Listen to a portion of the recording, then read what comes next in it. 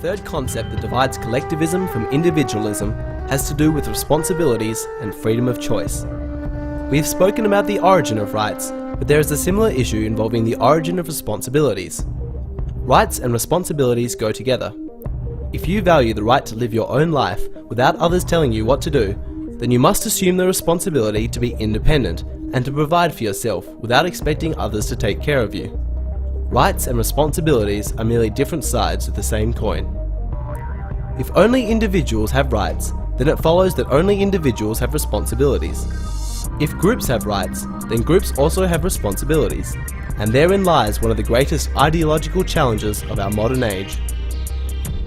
Individualists are the champions of individual rights. Therefore, they accept the principle of individual responsibility rather than group responsibility. They believe that everyone has a personal and direct obligation to provide first for himself and his family, and then for others who may be in need. That does not mean that they don't believe in helping each other. Just because someone is an individualist does not mean that they would have to move something like their piano by themselves.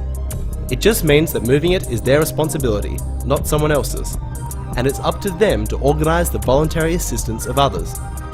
The collectivist, on the other hand, declares that individuals are not personally responsible for charity, for raising their own children, providing for aging parents, or even providing for themselves.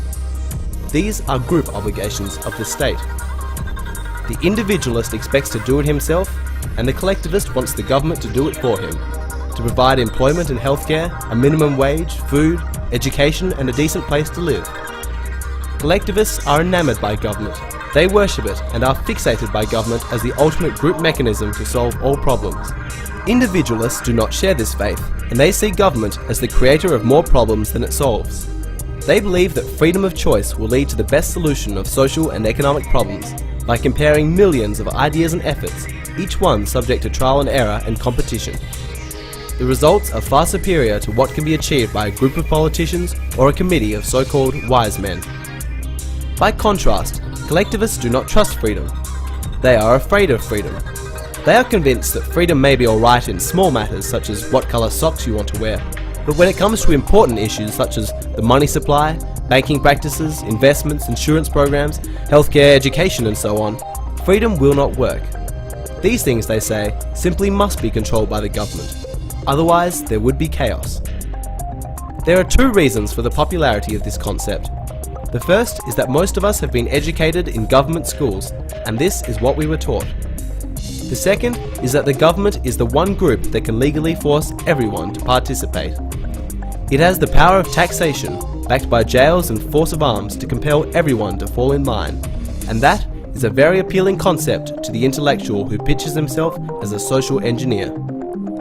They believe it is their obligation to mankind as the enlightened ones to make decisions on the behalf of society, for most are too dumb to know what their own best interests are.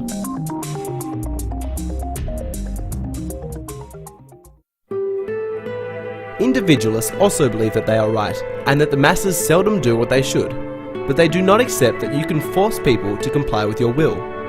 To do this would be to establish a principle that would open the door for others, representing larger groups, to compel them to act as they decree, and that would be the end of freedom. One of the quickest ways to spot a collectivist is to see how he reacts to public problems. No matter what bothers him in his daily routine, whether it's littering the highway, smoking in public, dressing indecently, bigotry, or even sending out junk mail, his immediate response is, "There ought to be a law." Of course, the professionals in government who make a living from coercion are more than happy to cooperate. The consequence is that government just keeps growing and growing. It is a one-way street. Every year there are more and more laws and less freedom. Each law by itself seems relatively benign, justified by some convenience or for the greater good of the greater number, but the process continues forever until government is total and freedom is dead. Bit by bit, the people themselves become the solicitor of their own enslavement. A good example of this collectivist mindset is the use of government to perform acts of charity. Most people believe that we have a responsibility to help others in need. But what about those who disagree? Those who couldn't care less about the needs of others? Should they be allowed to be selfish while the rest of us are so generous? The collectivist sees people like this as justification for the use of coercion, because the cause is so worthy. Of course, not all of it gets to the poor.